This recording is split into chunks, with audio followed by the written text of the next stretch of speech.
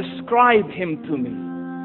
And Muslim, look at the description of your Rasul. And for some, this would be the first time you hear what your Prophet looked like. I saw a man of striking appearance. ظاهر الوضاء أبلج الوجه, radiant face, حسن الخلق, beautifully created.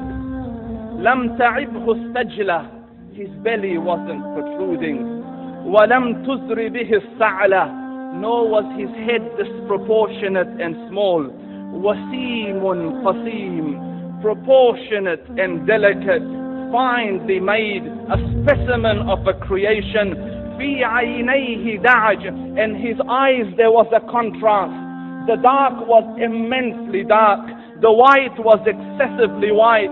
وفي أشفاره وطف, and his eyelashes were long. وفي صوته صهل, and in his voice was a natural echo. وفي عنقه سطع, and his neck was elegantly long. وفي لحيته كثافة, his beard was full and thick. أزج أقرن, his eyebrows were arched, but they were not joined. It was separated. In صمت فعليه الوقار, when he was silent, dignity covered him. وإن تكلم سماه وعلاه البهاء, and when he spoke, it was audible and clear, almost commanding and overtaking. أجمل الناس وأبهاهم من بعيد, from afar the most striking and outstanding in appearance. وأحسنهم وأجملهم من قريب, and when he came near, the best of them and the most handsome of them in closeness. حلو المنطق, so such an exalted and sweet level of logic. Like when he used to speak, it was so coherently logical, it was smooth and easy to understand.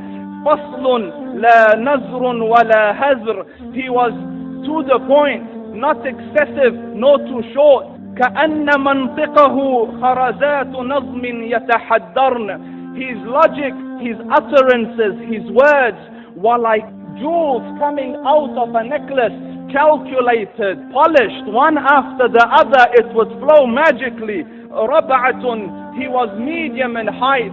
Your eyes didn't have to strain to look up at him, nor was it tedious to look down at him. He was a comfortable sight to look at. له رفقاء يحفون به, he had friends, the people that were with him, they were working around him to try to serve and protect him. إن قال سمعوا لقوله, when he used to say something, they used to hearken to what he used to say. وإن أمر تبادروا إلى أمره, when he commanded, they used to compete to fulfill the command. This is Muhammad Rasulullah. This is Muhammad Rasulullah. Anas ibn Malik says, he says, I came out one night, I came out one night, it was the full moon night.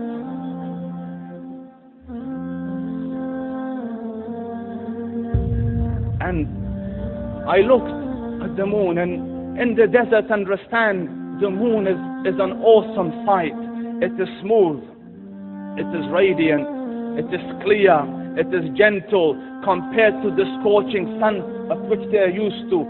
So the moon was the epitome of beauty. So he says, I came out at a full moon night and I looked at the moon and I saw it, beautiful, handsome.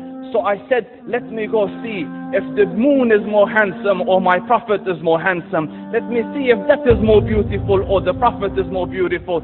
So I went and I saw him standing afar. So I looked at his face and I looked at the moon and I looked at his face and I looked at the moon and I looked at his face and I looked at the moon, and he said, Wallahi, he was more handsome than the moon in its entirety. That is just the look of your Rasul. Aisha radiallahu anha says, I was sewing with a needle, my needle dropped in the dark, I couldn't find it. I said, Ya Rasul, I can't find it. He moved his face close, and I swear, out of the radiance of his face, I found my needle. And the Prophet sallallahu alaihi wasallam was mind-bogglingly handsome, but his handsomeness was covered with waqar and jalal and hayba. The Sahaba say, when we used to sit at his feet, two feelings conflicting would come on the heart. The first one, you wanted to look at him. You wanted to behold the majesty of his face.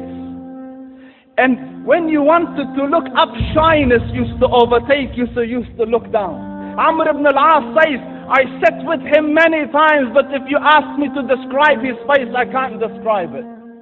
I wouldn't be able to look up to him ijlalan wa ta'zeeman. I couldn't look up at him. And that is why he didn't have the problems that Yusuf alayhi salam had. Because it was difficult to penetrate the awe and the splendor of the Rasul.